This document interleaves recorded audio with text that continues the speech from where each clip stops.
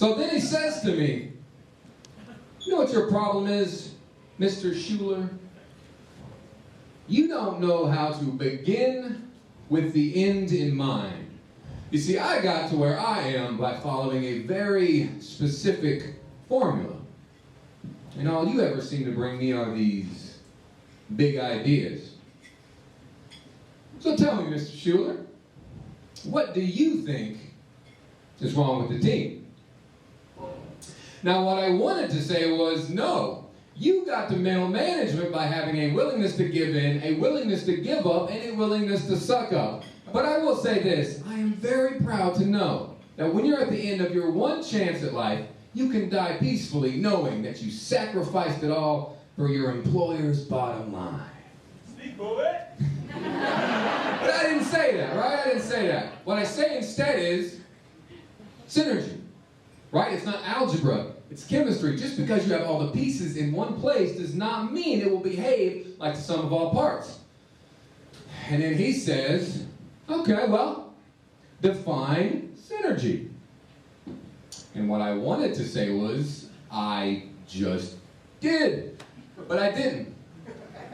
And I don't remember what I said, but I remember leaving with a purpose to my form, learning that true leaders are built and not born in a perfect storm that won't stop turning, with a fire in the belly that won't stop burning. This one is for the tidal waves in this room tonight.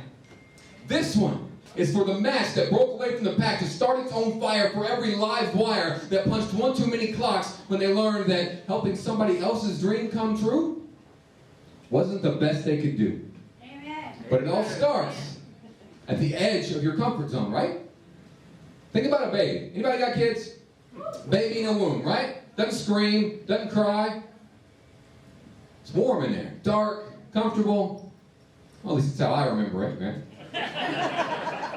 But what happens when it's born? It cries, right? Then baby's swaddled up for feeding time, right? Not crying, warm, comfortable, lay it down on the table, it cries.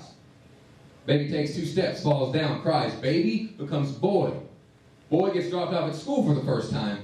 Parents drive away, boy cries. Boy falls in love with girl. Girl doesn't fall in love back. Boy cries. Boy becomes man. Parents drop man off at college, and then parents cry. Amen. Growth is on the other side of that comfort zone every time.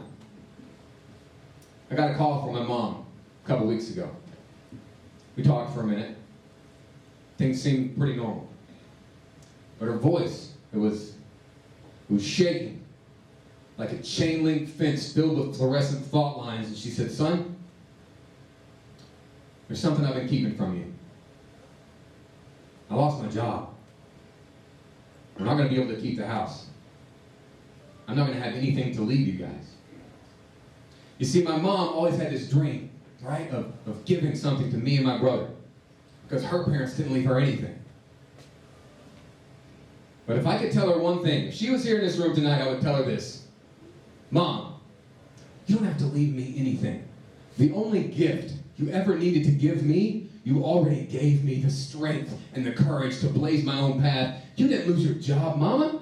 You lost an anchor. You were exiting your comfort zone, but strength is right here.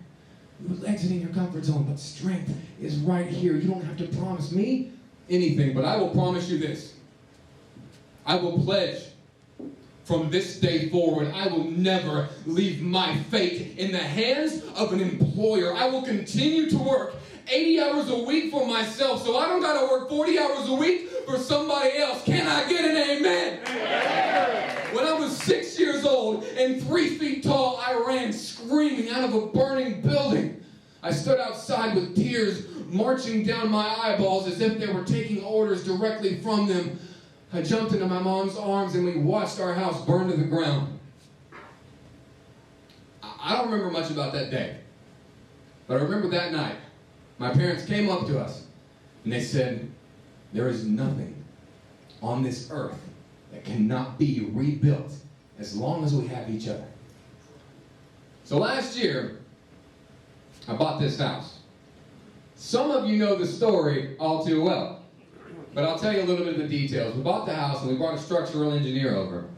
And he said it's going to be virtually impossible to restore this house to its former glory.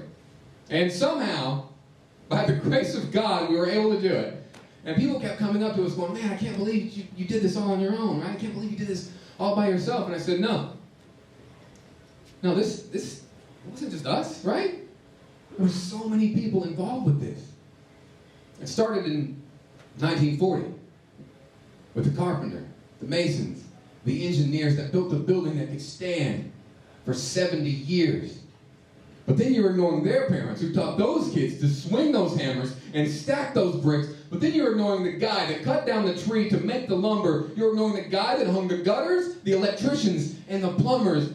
Then you're ignoring the dog that peed on the floor, that stained it. But once it was restored, that imperfection made it shine that much more. And then you're forgetting my drive that I didn't have since birth. It came from my parents that taught me each day's worth, who stood on a mountain of ashes and charred wood, and they said, we will rebuild this exactly where it stood. That is the definition of synergy. When I was 6 feet tall and 30 years old, I went up to my old boss and I said, hey man, I gotta leave. I got back problems. And he said, back problems? And I said, yeah.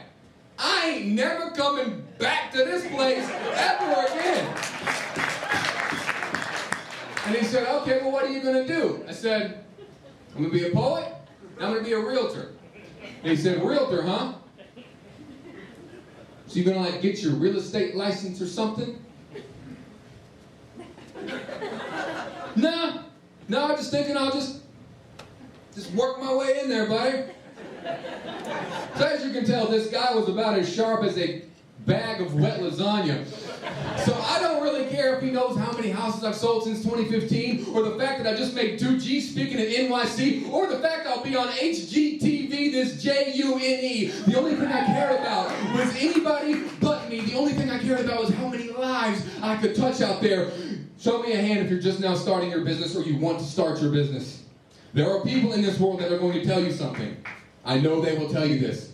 They will say, hey man, starting your own business, it's risky. It's risky, it's a big risk. And to them I say no. You know what's risky? Risky is putting your entire fate into the hands of one person, living a life that you hate. That is what is risky. Now, I've got 120,000 people in this county that could be my next customer, my next biggest disciple, or my next worst boss. But now I can fire them. So if it's a risk, I will take that bet, because as entrepreneurs, we have no safety net, and that is just how we like it, right? We don't need somebody to feed us for 8 hours a day, 5 days a week. No, I will work 16 hours straight, and I will barely sleep. Why? Because we run this. Why? Because we own this. Why? Because when I was 6 years old, I was homeless. But my family was so strong that we barely even noticed our home. We didn't just lose our home, we lost an anchor. It is the reason why I am here. And everybody in this room has that one reason, right? The reason why you started, the reason why you dream, build, create, destroy, create again. I don't care if you're painting with a pistol or a pen, because you, the innovators, renovators, there is none greater than the people that make, creating continuous cataclysms and collisions of creativity. Every time we move, that is our mission. No, that is our vision. We see things and make the world move as if it was taking orders directly from our eyeballs. Nobody ever changed the world punching a clock. I changed my life once I lost my watch. Don't believe us? Watch. We will make moves every time that we talk. I take my time, because time don't stop. Tomorrow is a gift, but it's also an enemy. See, the gift of giving is the only gift God's given me. The entire circle of productivity is a 360 that begins and ends with we. And that, boss man, that is the definition of synergy. Thank you. Yeah.